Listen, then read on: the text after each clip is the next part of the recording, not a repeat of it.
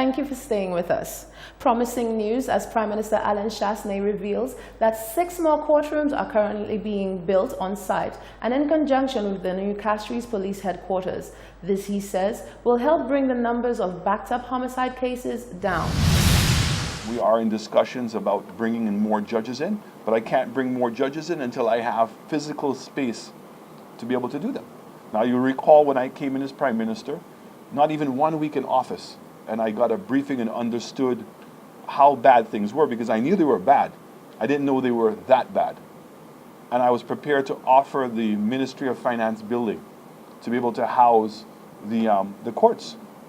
And in fact, we went through an analysis for over 3 months and holding on the transitioning of the civil servant staffs into the Ministry of Finance in that building.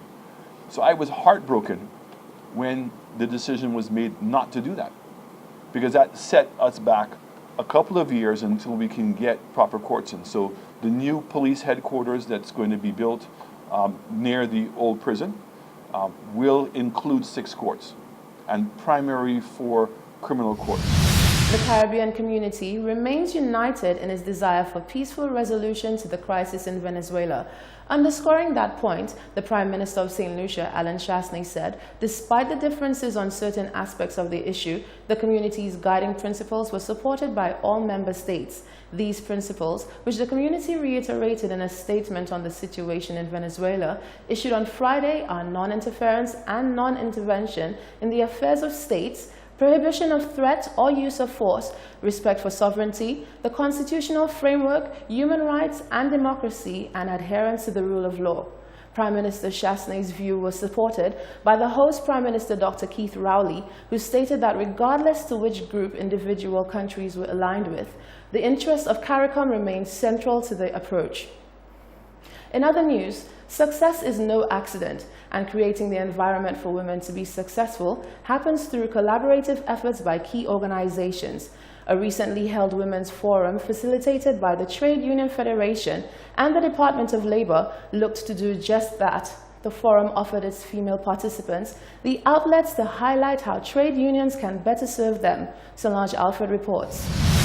In keeping with Labor Day activities celebrated in the month of May, the St. Lucia Trade Union Federation, under the patronage of the Minister of Education, Dr. Gail Rigobert, hosted a women's forum to ensure women in the workforce have an outlet to discuss issues affecting them.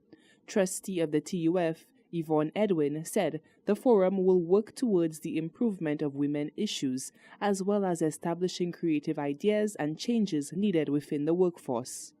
And so this forum will seek to stimulate the minds of women who are attending, to get from them what are the changes they want to see, what are those innovative ideas that they have.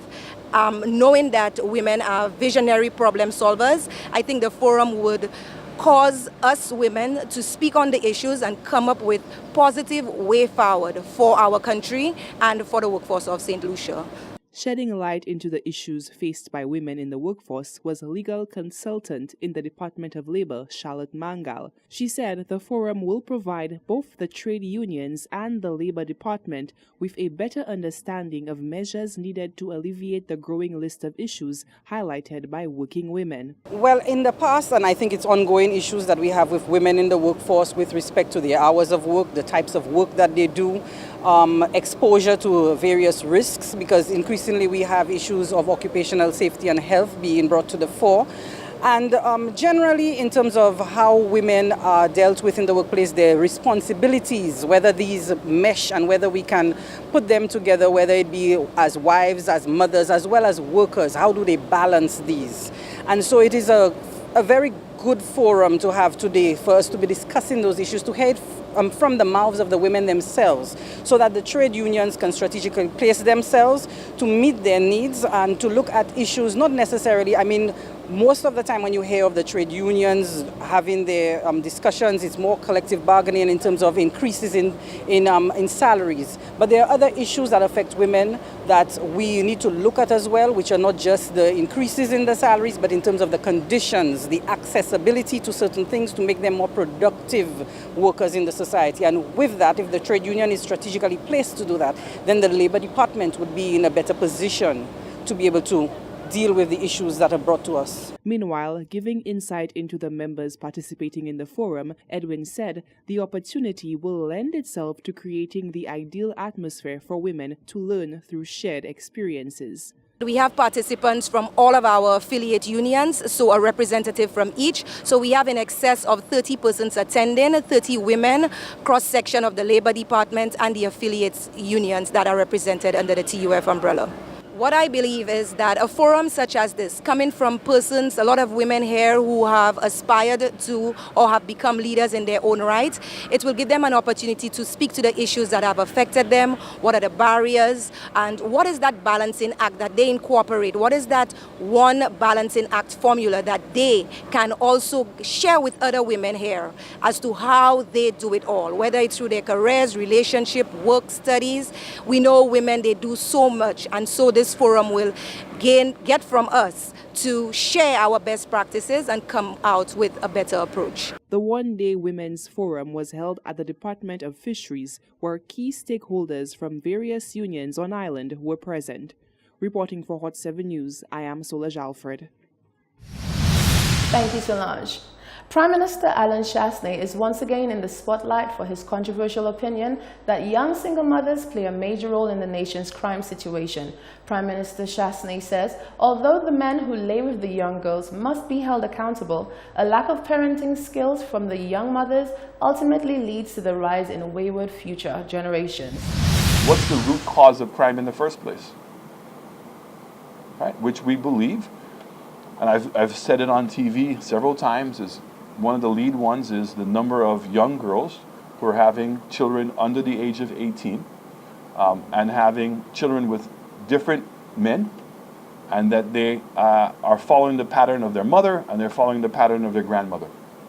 And so the question is, what is we as citizens of this country are prepared to do in order to be able to stop that from happening? This was the sentiment shared by the island's Prime Minister Alan Chasney on the topic of crime in St. Lucia. The PM made this statement at a press conference on Monday morning as he spoke about the outcome of his attendance at the 19th special meeting of the Conference of CARICOM Heads of Government in Trinidad last week. When quizzed about his stance and whether any accountability should be placed on the men involved in such cases, the PM said whilst men should be held accountable, it all boils down to the broken families. I'm not the expert. I can only say to you statistically, the majority of young people who are finding themselves in trouble are coming from broken families. And that the experts must find a mechanism in order to be able to solve that problem. But continuing to ignore it is not going to solve the problem. So I think that we're on the same page here. We both agree that broken families are a problem. Now what we have to do is how we're going to solve that problem. So it's again, that's in itself has a lot of potential solutions. Why are these young girls having children with different men? Why are the men not taking up the responsibility? What role is society playing? So clearly, if a young girl between the ages of 13 and 16 is having a child, what's the investigation? Who's investigating the matter? What accountability does anybody have? Prime Minister Chasney said a review on the penalties of the crimes of sleeping with underage girls is needed. Reporting for Hot 7 News, I'm Rochelle Gonzalez. Rolling out their campaign for World No Tobacco Day was officials from the Substance Abuse Unit in the Department of Health and Wellness.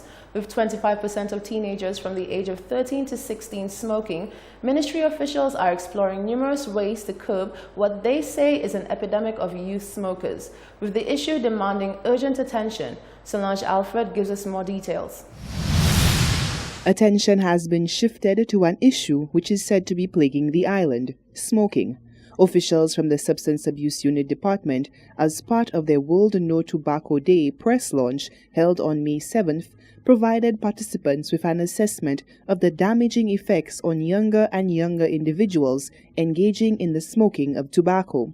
Deputy Coordinator, Substance Abuse Unit, Joanna Joseph, emphasized the gravity of the situation facing St. Lucia. A lot of people believe that we don't have a problem with tobacco. Yes, we do.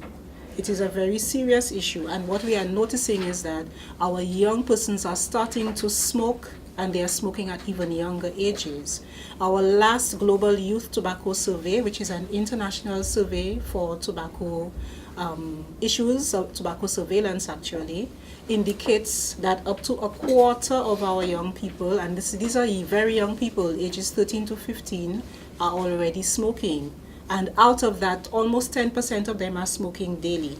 So when we say that there is no problem, we know that this is not the case. Our statistics are indicating that we have a major problem. Providing insight into non-communicable diseases in St. Lucia was Dr. Shana Sear.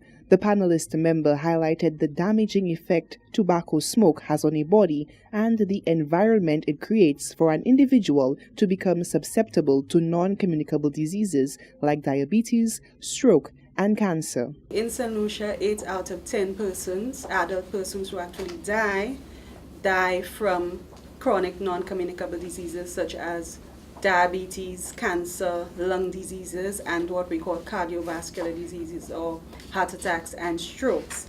And tobacco smoking is actually one of the main risk factors for such diseases. And we've noted, it has been proven that tobacco smoke is very harmful. It contains many chemicals, and all of those chemicals affect every organ of the body. So there's no safety in tobacco smoking. Unfortunately, 7 million persons worldwide die from tobacco smoking. And what is even more alarming is the fact that not only do the smokers die from tobacco smoking, but the non-smokers are also dying from what we call passive smoking or second-hand smoking. Dr. Sear noted a current trend in St. Lucia is the increase in death from chronic obstructive pulmonary disease, COPD, which renders an affected individual helpless in regards to breathing. Meanwhile, Chair of the Non-Communicable Commission, Dr. Owen Gabriel, highlighted the direction which the Commission and the island is looking to move towards. Innocent human beings and our children. Our drive for comprehensive no-smoking legislation will seek to make it illegal to smoke around other people, especially in public places. Broadly outlawing all smoking except for certain designated places will limit the amount of exposure non-smoking individuals receive. It will allow families to safely take a walk through our streets and our parks without encountering any disease-filled smoke clouds. Our health agenda in the Ministry of Health and as a nation is packed. We are dealing with legislation for reform in healthcare. Real progress has been made in many areas, but much more could be done if we break down the barriers which generally characterize our approach when we operate in silos. Dr. Gabriel stressed the importance of individual smokers, understanding the onus lies directly on them as to the exposure of secondhand smoke inflicted on innocent bystanders. He says a restructuring of work plans will work towards maximizing the control of tobacco smoke and smoking in general in public areas. Reporting for Hot 7 News, I am Solange Alfred. You're watching the Hot 7 Nightly News. Stay with us. We'll be right back.